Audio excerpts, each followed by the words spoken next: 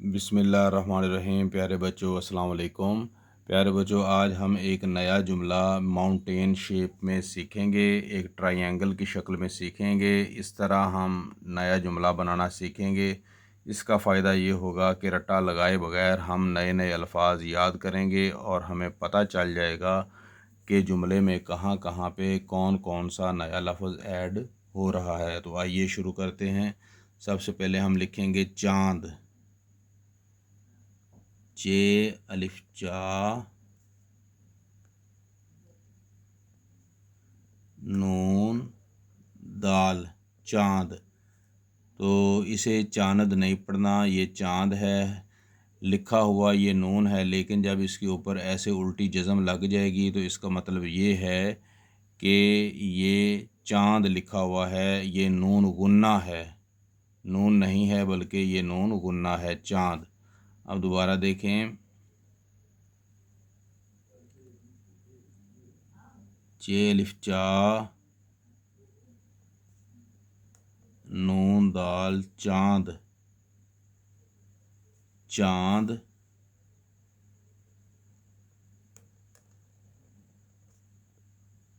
ये चे है,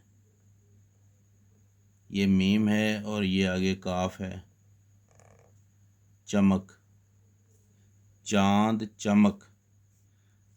पहली जो लाइन है वहाँ पे हमने लिखा चाँद, दूसरी लाइन पे जो है वो चमक का इजाफा हुआ, चाँद चमक। अब देखें तीसरी लाइन लिखते हैं।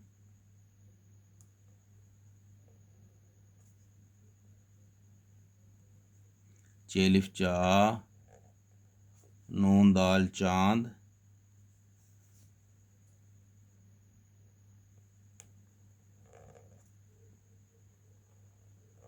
चमक।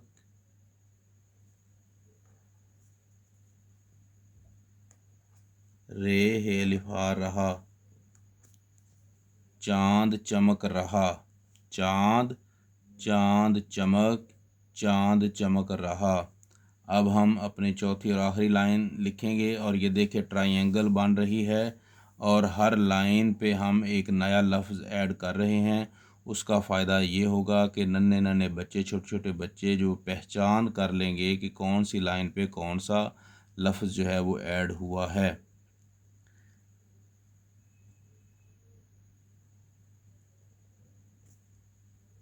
चेलिफ चा नून दाल चाँद,